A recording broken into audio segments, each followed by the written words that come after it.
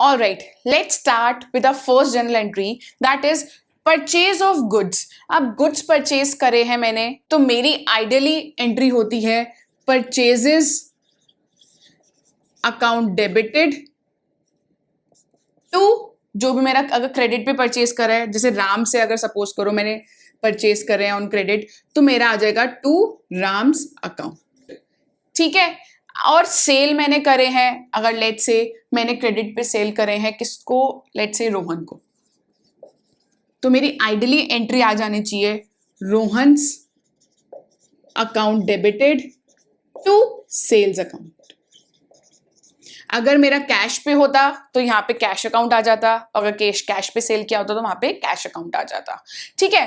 अब मैंने परचेज किया, जैसे कि मैंने आपको बताया कि परचेज कर रही हूं तो भी मैं ड्यूटी पे कर रही हूं, तो यहां पे मेरी परचेजेस के टाइम पे आ जाएगी input SGST debit and input CGST debit and to Ram's account. क्यों डेबिट हुआ? क्योंकि हमारे ऑलरेडी एक नॉमिनल अकाउंट का रूल है, वी डेबिट ऑल एक्सपेंसेस और लॉसेस. तो एक तरीके का मेरा खर्चा ही है, मैं एक्स्ट्रा पे कर रही हूँ, क्योंकि मैंने अगर किसी से रॉ मटेरियल लिया है, जैसे मैंने फर्नीचर की मेरी शॉप है, किसी से मैंने सप्लायर से फर्नीचर लिया है, तो लेट्स से अगर 4000 का अमाउंट है उस फर्नीचर का, ठीक है, तो उस पर मैं GST पे कर रही हूँ, लेट्स से 200 रुपए GST पे कर रही हूँ, तो मेरा 4400 का टोटल अमाउंट बिल पड़ गया.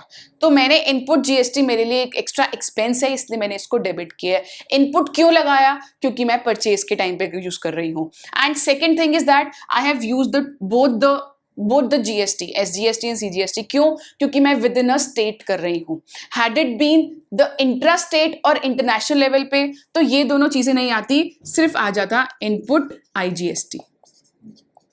Very simple. सेम अगर मैं रोहन को सेल कर रही हूं, तो सेल के टाइम पे अब मैं उससे लूंगी GST. लूंगी तो मेरे लिए बेनिफिट है, तो क्रेडिट ऑल गेन्स होता है. तो यहां पे टू आउटपुट आ जाएगा मेरा SGST एंड CGST, जो कि आउटपुट.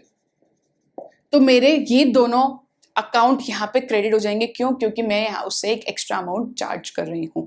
लेट्स से मैंने 5000 की मशीनरी, 5000 का मैंने उसको फर्नीचर बेचा, उस पर लेट्स से मैंने 400 रुपए का उससे GST पे करवा दिया, मतलब GST ले लिया, तो मेरा टोटल अमाउंट हो जाएगा यहाँ पे 400, यहाँ पे 400, तो मेरा पूरा अमाउंट चला गया 5800 का.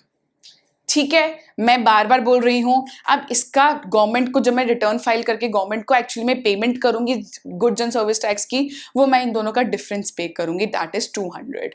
मैं ये नहीं करूंगी कि मैं 400 रुपये जाके पे कर दूंगी, नहीं. उससे तो फिर ये हो जाएगा कि मैंने यहाँ पे भी 200 पे कर दिया और मैं जब रिटर्न फाइल कर रही हूँ उस पर भी मैंने 200 फाइल कर दिया. नहीं, यहाँ पे मैं दोनों का बैलेंस लूंगी, सेट ऑफ करूंगी, जो बैलेंस बचेगा वो ही मैं पे ऑफ करूंगी अपनी गवर्नमेंट को.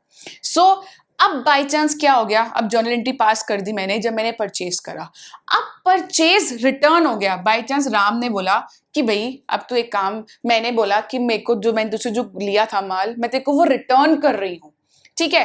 तो आइडियली एंट्री क्या हो जाती है, उल्टी चली जाती है. ठीक है. तो यहां पे मेरी एंट्री हो जाएगी Ram's account debited to purchase return account. क्यों? मैंने परचेज रिटर्न कर लिया.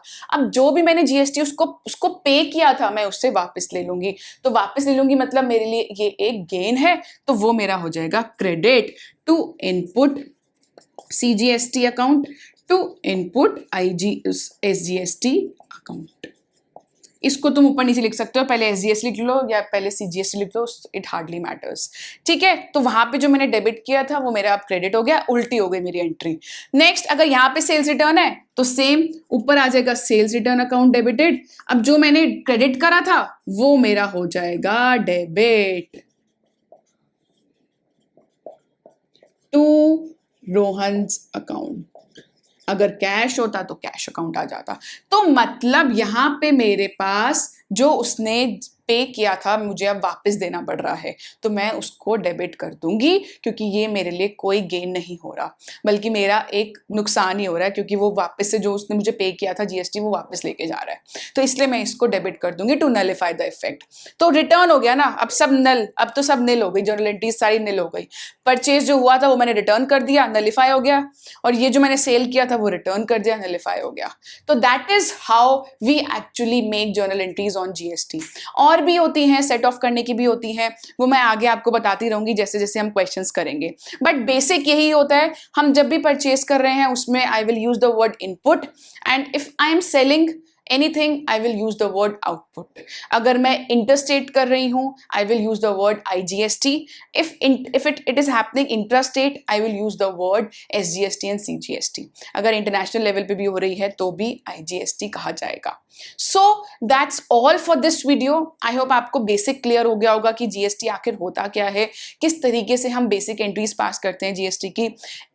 Now also if you have any question do ask me in the comment section. I would love to answer those questions. Thank you so much.